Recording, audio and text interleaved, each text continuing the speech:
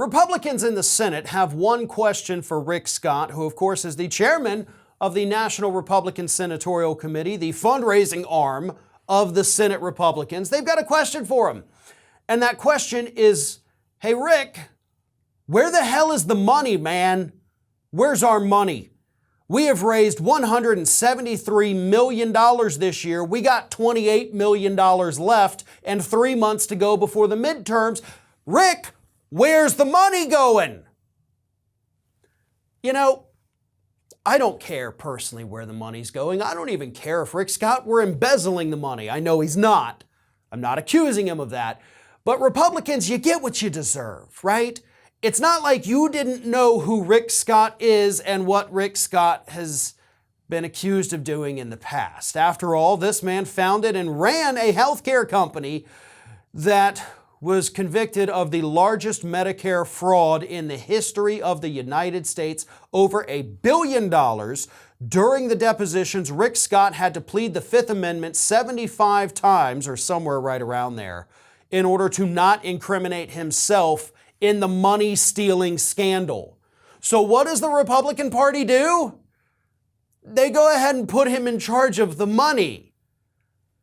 Like, his company stole lots of money, so they look at this guy, who again pleaded the Fifth 75 times, so you couldn't link him to stealing the money, and they said, let's put him in charge of all the money. What could possibly go wrong, right, folks? And now all the money's missing. Almost $150 million that Republicans can't account for. They don't know where it is, right? They're paying $13 million or $12 million in American Express credit card payments with an unclear purpose. $13 million for consultants, $9 million on debt payments, but they're not exactly sure what all this means. Let me put it to you this way. The Republican Party, the Senate Republicans, have lost so much money that they recently had to pull $10 million worth of ads in states like Wisconsin and Pennsylvania, Nevada, Arizona, because they can't afford it. See, I thought at the time it was because they were just giving up on those candidates and effectively conceding control of the Senate to the Democrats after the midterms. Turns out it's because they're friggin' broke. They don't have any money left.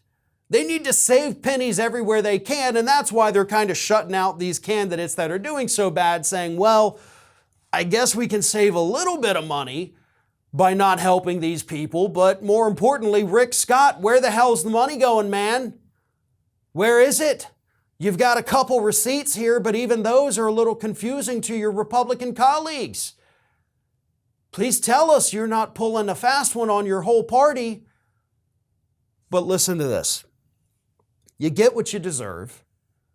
You put a guy who, in my opinion, probably should have ended up in jail. Of course, he was never charged. He was never convicted because he pleaded the Fifth Amendment. But we know why he pleaded the Fifth. But you guys put him in charge of the money anyway. So you deserve all of the pain and discomfort that comes along with putting Rick Scott in charge of your finances. This is Hattie.